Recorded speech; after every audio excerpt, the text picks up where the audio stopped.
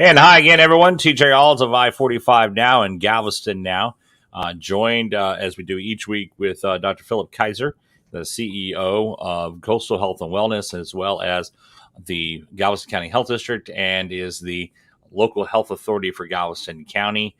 We start off this show with some pretty significant news. Dr. Keiser, first positive case of COVID-19 with the Omicron variant. And that's just come out. We'll be able to announce that. Not a whole lot of details, but we do know a 47-year-old man. What can you tell us about this case and how it came about that it is Omicron? Yeah, so this was actually not diagnosed by us in the county. It was someone who had some underlying illness and who got sick and went to seek healthcare in Harris County. It was Harris County health department that made the diagnosis for us and then notified us yesterday afternoon. As far as we know, this individual's doing well. And this is not the first breakthrough that the individual had. They actually had a second, this is a second breakthrough for them. But because of their underlying status, it's probably the vaccines just aren't working as well for this particular person. And you were saying in this particular case, too, this gentleman is immune compromised? Yeah, that's correct. And we've known that that's something that can make vaccines less susceptible. I mean, probably one of the most famous cases that people would know about would be Colin Powell. And he had multiple myeloma disease that affected his ability to make antibodies. And even though he was fully vaccinated, actually died from COVID. And, so the good news about that is that even though the vaccines may not be working as well in some individuals, there's now actually a new antibody infusion that's going to be coming out very soon, which you can give every 3 months or so for these types of people, so that they won't get COVID, even if they don't have a good antibody response. We do want to talk about that, but let me ask you a little bit more on Omicron. When something comes out that it is Omicron, how has that come across? How is that confirmed? Because we have heard about, on the variant, where we really know about variant is there's random testing done. But right now, early on, are there specific tests being done on individuals when they test positive, or how do we know that? No, and so unfortunately, there's no way to know just from the regular test, right? So we would love to have a scenario where you would do a swab and we could take it and put it in a machine. We go, oh, it's COVID positive. Oh, it's Delta. Oh, it's Omicron. And unfortunately, the technology just isn't there yet. So what is happening is that either one of two things happen. Someone is suspected of having one of these variants, and then it gets sent off for further testing to see whether it's the Omicron variant. Or, and this is what we're currently doing in Galveston County, is we're taking a sample of cases every day and are testing them for all of the variants to see what's going on. This is going to be very important for us because it'll allow us to track Omicron through our population, and will also give us very important information as to whether this really is mild or whether this is something much more serious. And at this point, what you had said, I just want to make sure we clarify for those who are just joining us. Again, it's a 47-year-old man. This is who's immune compromised, tested positive for COVID. This is his second bout of COVID. He had a breakthrough infection before that was Delta. Now it has this and has been confirmed as Omicron. So officially the first case of Omicron in Galveston County. But what more compared to when you say those samplings of that, Delta is still the dominant variant as far as when we see positive tests come back right now? Yeah, that's correct. And we saw the same thing with Delta as it was coming out. We knew we had Delta in our county in early April when we had our first case. And we were tracking very small amounts of Delta, and it was slowly increasing. The percentage of positive tests was slowly increasing each week up and through June. And then June 25th, it exploded. And that's typically what we see as these variants get in, that they go little by little by little by little, and then they really peak.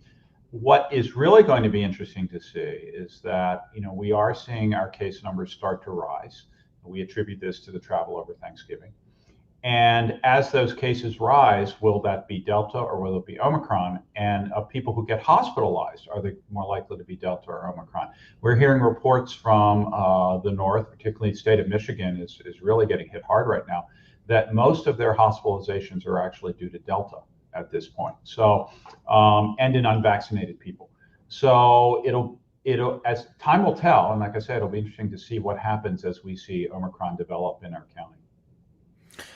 For those of you just joining us, Dr. Philip Keiser, the local health authority for Galveston County, on with us. And again, to reiterate, there has been the first confirmed case of Omicron variant of COVID-19 found in a 47-year-old Galveston County man who, by the way, had a breakthrough infection that was Delta after being vaccinated before, and then now has this infection, and it is Omicron.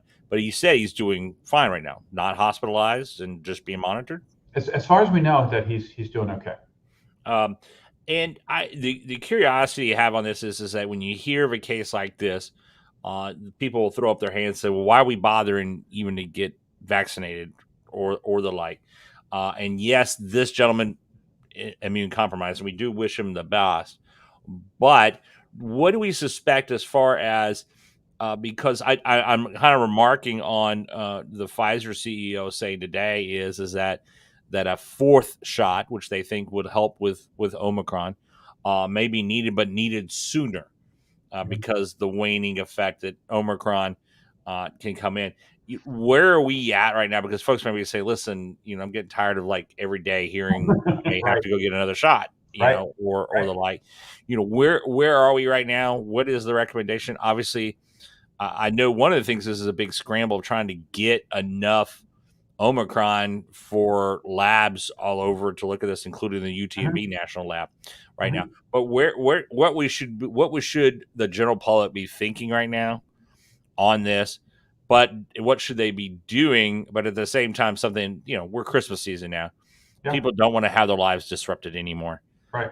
Anyway, what should they be thinking of right now? I think what we're encouraging people to do is get one shot.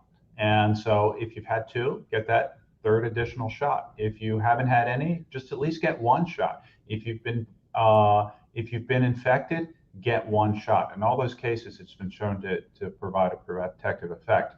Now, in terms of what the president of or CEO of Pfizer was alluding to, is that they've released data showing that immunity wanes in people over time, and that the ability of these antibodies to do what's called neutralize, that is, stop the virus dead, is decreased in people who have had the Pfizer shot. Now, if you've had 3 shots, you still have plenty of antibody. It's less in terms of the ability to suppress the Omicron variant, but it still suppresses it. Okay, so that's an important thing with the 3 shots. With 2 shots, it falls below that level where people are feel like that there's enough immunity there.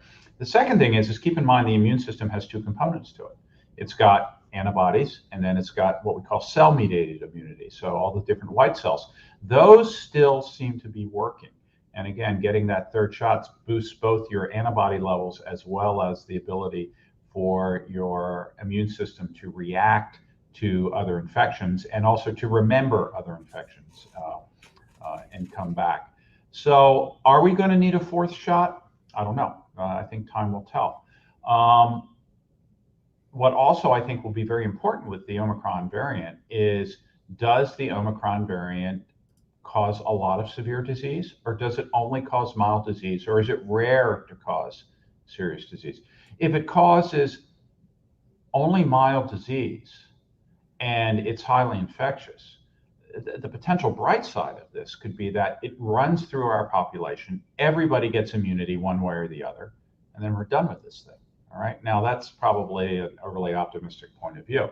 The flip side of it could be is that Omicron not only is highly infectious, but causes a lot more severe disease. So far, it doesn't look that way. So it's probably going to end up somewhere in the middle. And, who knows where it's going, what it ultimately is going to look like. With Omicron too, this has become and again, this is early on trying to study this variant.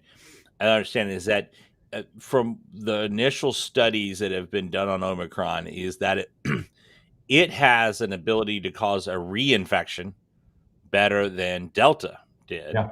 But on the flip side of that, the symptoms are milder. So far, yeah. And so, and I think a lot of you always explain with Delta, the hook on that protein spike. I'm trying to do my best.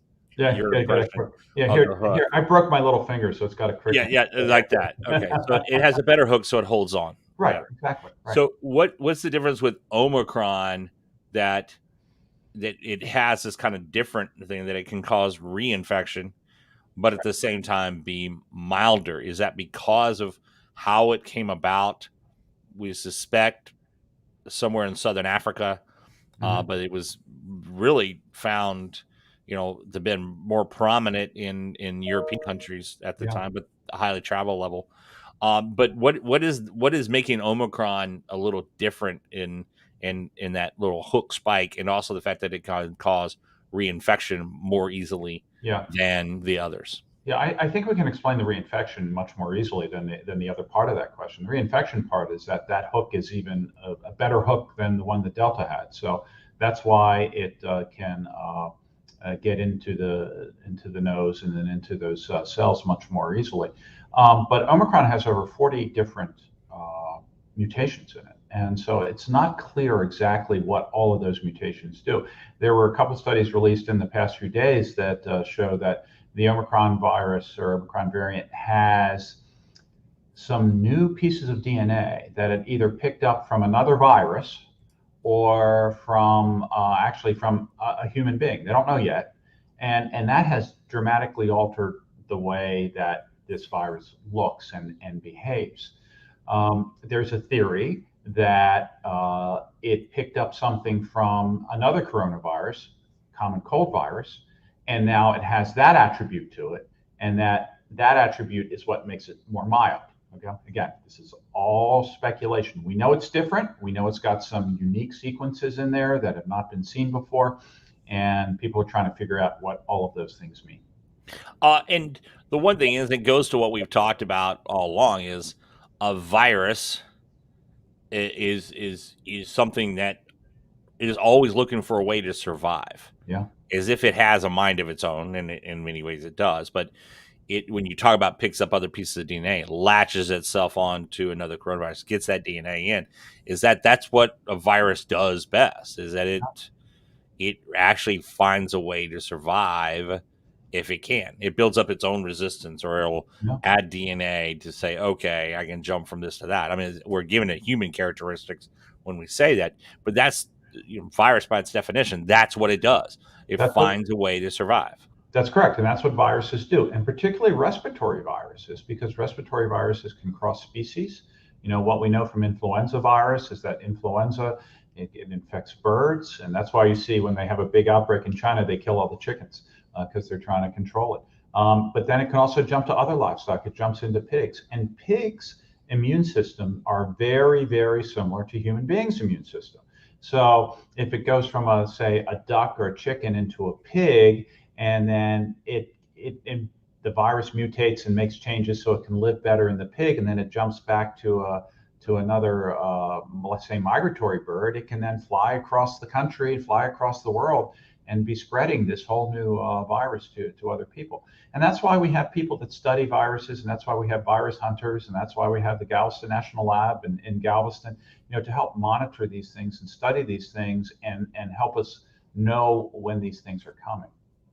That gets into the question of kind of a morph of the question I asked you earlier is that how far away are we in the science of being able to find therapies, over-the-counter drugs, and the Merck pill, which got approval narrowly. Pfizer is itself. I think this next week is going to introduce for its pill out there. You've talked about, and I do want to talk about that, the new infusion therapies that are coming online that are can be used more often versus getting the 4 shots or the direct IV. But how close are we science wise to having where this becomes a manageable thing? Yes, there are going to be some people who get sick.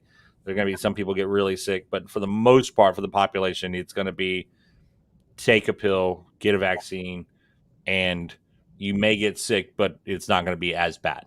Yeah, I'm hopeful that in 2022 we're there, but we're going to have to wait and see. The president has announced that they're going to do a big push to get rapid tests out into the community, and even things that people can get done at their homes.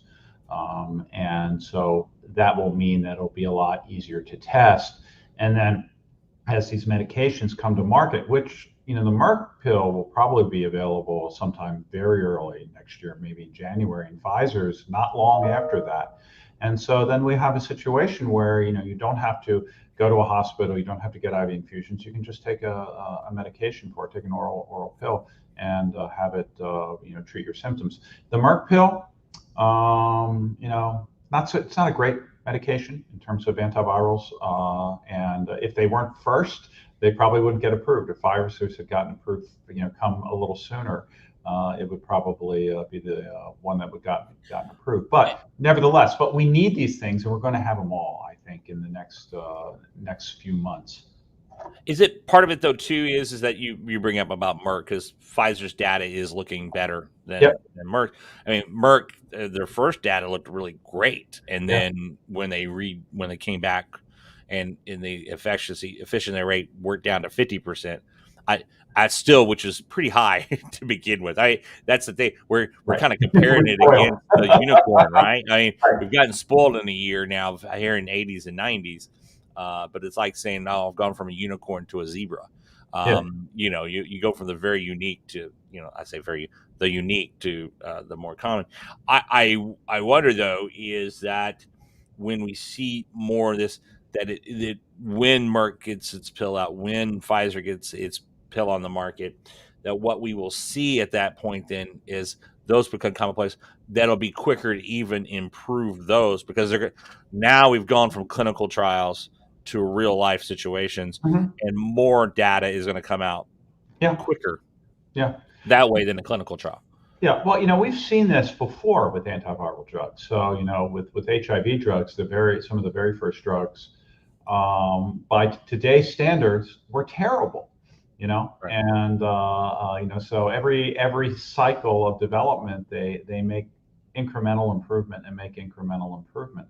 And so it's not unusual to see a drug come out and then it gets a lot of use, and then something new comes out a little bit better, and everyone forgets about the old one.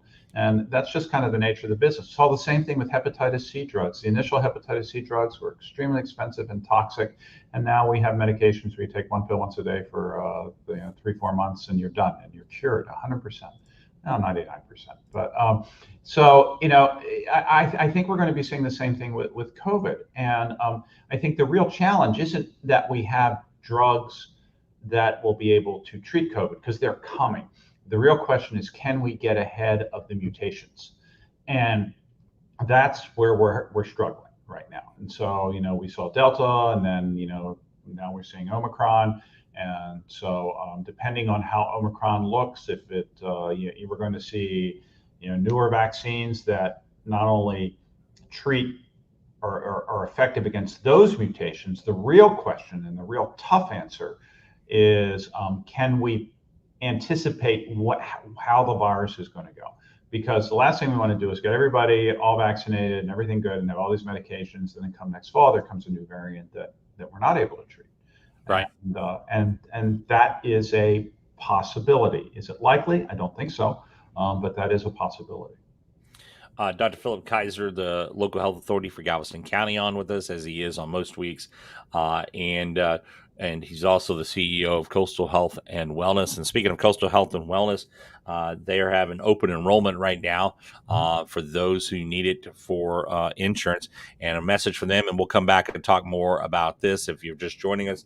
Again, confirmed as we came on the air, 47-year-old Galveston County man has been confirmed to be the first local case of someone with COVID-19 with the Omicron variant. We'll talk more about that when we come back. Hi, I'm Christina Garcia with Coastal Health and Wellness. Did you know that you and your family can sign up for affordable health insurance plans right now? Enrollment for 2022 Marketplace coverage is now. At Coastal Health and Wellness, our certified application counselors are here to help you understand coverage options so you can sign up for the health plan that works best for you and your family. We understand the importance of having access to high quality health care. With the Marketplace, you can compare health insurance plans for the best coverage and affordability. Choosing which health plan best fits your needs can sometimes be overwhelming, and that's where we can help. Our experienced team at Coastal Health and Wellness will walk you through the different plans and help you sign up for the coverage, all for free. And we can help you determine which plan covers your prescriptions and whether your providers are in network. The best thing is that you cannot be denied health coverage for having pre-existing conditions like diabetes, high blood pressure, heart disease, or cancer. And all of the health plans cover essential health services like doctor's visits, emergency and hospital care, prescription drug coverage, pregnancy and childbirth services, mammograms, mental health services, and so much more. What you pay each month depends on your income. You may qualify for financial assistance with paying your monthly premiums. Also, you can find out if you're eligible for tax credits or state health programs like Medicaid or the Children's Health Insurance Program that we know as CHIP. So let's talk about deadlines to sign up for health coverage through the Marketplace.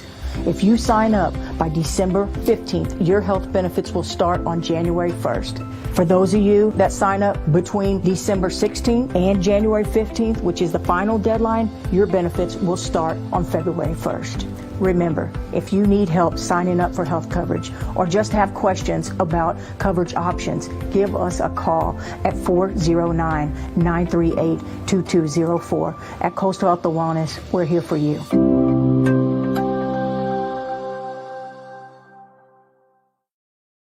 And so a first deadline on that, by the way, it is coming up in 5 days, and then you have the second deadline as well. And I know we've referred a lot of folks to Coastal Health and Wellness, which you're the big boss man of now. So yeah, do you meet yourself coming? You're so busy now you can't even get stuff on your new office walls. Yeah, I know. I got a chair. Yeah. So I see you got your chair where you don't even have your guitar stand in there yet. No, I don't. But we're trying. I want to make my office a nice, welcoming place, and so I'm getting us open chairs and coffee table, and so we can have good meetings here. But in terms of Coastal, we really do want to help people get good health care. I ran into a couple people a couple days ago, and they were just like, "Where do we go to sign up for the health insurance?" It's like, "Oh no, it's over here." So we are here to take care of people regardless of their ability to pay. So we will work with people to make sure that they get their health care. That's our bottom line. And actually, I've referred a lot of folks to Coastal Health and Wellness. And for those of you who don't realize it too, you can go to the health district and everything else if you have full insurance. This is not just where you have to go for that. For dental, and which has one of the higher rated dental programs around too. Just a lot of people don't realize that. The dental clinic is doing a great job, and years ago it used to be a place just where people got their teeth pulled. It's not that anymore. They do dentures, they do what's called restorative dentistry. They can get crowns and bridges and root canals. Everybody loves a root canal. Yeah. But if you need one, you want it, and so they can do all of that. And we're very proud of everything that they've done. Speaking of the health district and Coastal Health and Wellness, coming up tomorrow, and we've been talking about getting vaccinated and getting your boosters and the like. The Galveston County Health District and Coastal Health and Wellness is going to have a COVID-19 vaccine and booster clinic that's going to be tomorrow from 10 until 2. That'll be at the offices on the MLR Expressway there, and drive through. Rain or shine, right? Tomorrow? Rain or shine. We are absolutely ready for it. We want to make it a celebratory event. We've got Santa Claus. We've got some little things to give people as they come through. Bring the kids. We want to make this a welcoming place for kids. We know they're nervous about getting their first shots of their boosters. And bring a friend because we've got plenty of vaccine available. And one of the things that we found, over this past year is a lot of times people are reluctant to do something, but if you say, "Hey, I'm going, why don't you come with me?" A lot of times that breaks the ice, and they're willing to come. Speaking of vaccines, how is it going now? Because part of this too will be for the younger children from 5 to 17 can go inside as well. Right. There, that's where they'll get the photos taken with Santa. Right now, how is it going? Because it was slow but steady. You said on the vaccinations for youngsters. Yeah, it's going okay. We've got up to about from the 5 to 12-year-olds. We're across the 4,000 mark. We doing about 1,000 a week. We're entering our 5th week, and that also includes Thanksgiving week. So it's been going slow and steady. When you look at our benchmarks of people that are eligible for a vaccine, if you look overall, we're over 60% of the county between 5 and up.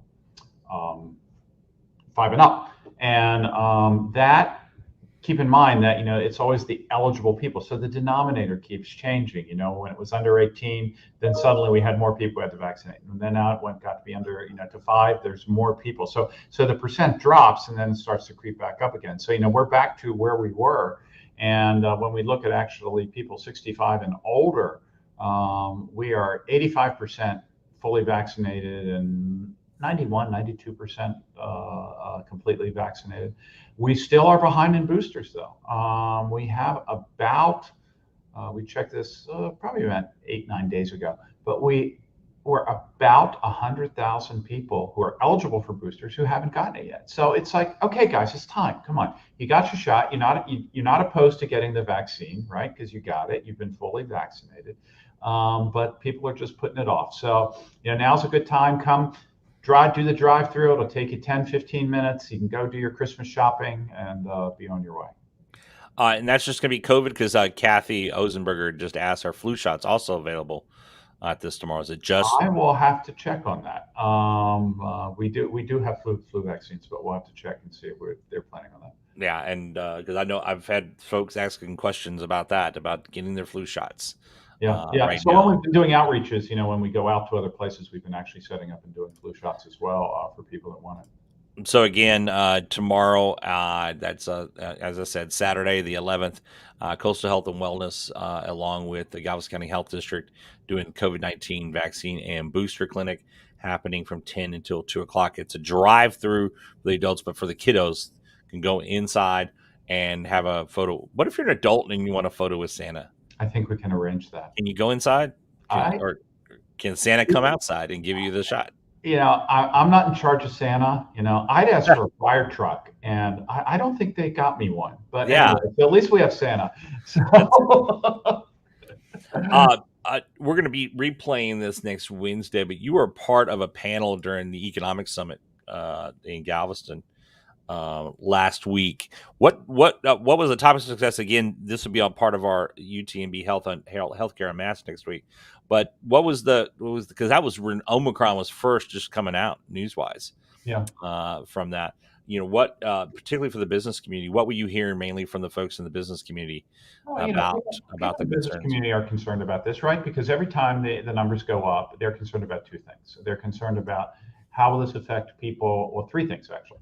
It's how will it affect people coming out? Well, it may mean that people will stop to come out. They're really worried about us telling people to stay home. And that concerns them. The second thing is they're worried about their employees. I mean, a lot of particularly the restaurant industry and things that that are having people at relatively lower paying jobs are having trouble finding people to fill those jobs. We've experienced that here at the health department as well, in terms of, some people we want to hire for outreach workers and stuff. It's hard to find employees. And then the third thing that they're really, really worried about is having another shutdown. They really, and any type of limitation on that is deeply concerning to them. And, I think one of the things that we've learned is that there are a lot of downstream effects from having a shutdown, even for a short period of time, that can take businesses a very, very long time to recover from. So those are the kind of concerns. Our response to this is let's get everybody vaccinated, and I think that businesses are all very interested in having their employees vaccinated. Some of them are much more facilitative than others. But for the most part, I would say that most businesses, they want to keep their workforce, and so they need to keep their workforce healthy and safe and able to work. And on that too, is I've taken just our conversations on this, is that really while early on, it was recommended, all right, let's see if we can nip this in the bud, have some shutdowns, keep people at home, that type of Yeah. thing. That didn't, while it may have helped a little bit in the long run, it may have done more harm than good, just about attitudes and the Yeah. political power brand that come from that. I would take it out that really the kind of the key takeaway from all that now is, even in the science community, is that this may not be the best approach of Right. going for shutdowns or something like that. Yeah. I always go back to when we first were dealing with this. One of the things you said the smartest thing to do is, all right, if you're sick, stay home. Yeah. 2, wash your hands. Yeah. And just watch yourself when out in public. That if folks would just follow those steps, you could cut down on infections. No, we really could cut down on infections. The former director of the CDC at one point said that, if we could get everybody to wear a mask and limit their travel, we could be through this in 3 weeks. Now, unfortunately, people aren't like that, right? That doesn't take into account human behavior. And so I think one of the big mistakes that was made in terms of looking at some of these issues with shutdowns was this idea that we could do it for 2 weeks and then we'd be done. Okay. And now we're, almost 2 years into this. And it's very clear that doesn't work. From a public health point of view, I think there are clearly things where having quarantines and walling things off is very, very important. But it has to be something that is a kind of illness that is amenable to that. So, we look at these hemorrhagic viruses like Ebola, and they're putting a lockdown on thing is very, very effective. But it's also, keep in mind, it's a virus that is not as easily transmittable. You almost always have to get the blood or something on you. And then the second thing is that it's highly fatal. And so to expect that an illness like COVID, where the majority of the people do not get that sick. A lot of people get sick, and then some people get really, really sick, and some people die. But the majority of people don't suffer that. To get people to buy into restrictions in movement for long, long periods of time is probably not very realistic. Gotcha. Dr. Philip Keiser on with us as he does most weeks. And this will be our last one of this year. In fact, we're going to take the rest of the month of December off in the first week of January, give some time off. No, you're going to be busy. We will be out at the clinic tomorrow. Again, those of you that had not heard when we announced this earlier, Galveston County Health District and Coastal Health and Wellness will have a COVID-19 vaccine and booster clinic. That'll take place tomorrow, the 11th, from 10 until 2 at the offices at 9850 Emmett Lowry Expressway. Essentially, that's Emmett Lowry and Expressway. And Delaney there, Century Boulevard, not Delaney, sorry, right, yeah. Century Boulevard. And so come on out. It is free. It's a drive-through for that. But for kiddos, your kiddos can come out too and get their Pfizer vaccine for ages 5 to 17 and their booster dosages for the older. That was one of the things that came out too yesterday, that the full recommendation on older teenagers getting the booster shots. Yeah. And then, as I said, photos with Santa will take place as well. And yes, we already confirmed Santa is vaccinated as well. Well, I'm glad you confirmed that, because I didn't know. Yeah, I checked. I checked that out, and I had a triple confirmation from one of the chief elves on that. The local health authority for the North Pole informed me of that. So, Philip, thanks a lot. Appreciate it. Merry Christmas to you. I know we're actually going to see each other between now and then, but we're not going to have another show. But I want to say it publicly. Merry Christmas to you. And I know you've been the star of the show of a couple of Christmas events this week. So we appreciate you coming on us again. For those who are watching, we're going to take off the rest of December and the first week of January. Then we're going to be right back at it after that. And then again, the big news when we came on the air here, just so we can remind folks, you missed it. We talked about this at the beginning, so you can replay this. Omicron variant diagnosed in a Galveston County 47-year-old man. It's a breakthrough infection for him, but he's immunocompromised as well, but is showing is in last report good condition, not hospitalized at this point. Had COVID-19 before. That was a breakthrough because he was already vaccinated. That's been confirmed, and it was the Houston Health Department. I think that's where he ended up. I think it was City of Houston Health Department that made the determination that was Omicron. Gotcha. Okay, and so that's the information. So we'll be watching, following that closer. And you have said this. This is going to be the first, but we're going to see more at this point. Correct? Oh, almost certainly. I'm surprised it took so long. Quite frankly. Yeah. All right, Dr. Philip Keiser has been on with us. We thank y'all for joining us, and join us again in January when we come back. Now, if anything big breaking news happens with COVID, we'll do it as a news story, not necessarily as part of the show. But we'll be back in January with the show. I'm TJ Alds, along with Dr. Philip Keiser. This has been What You Need to Know with Dr. Philip Keiser.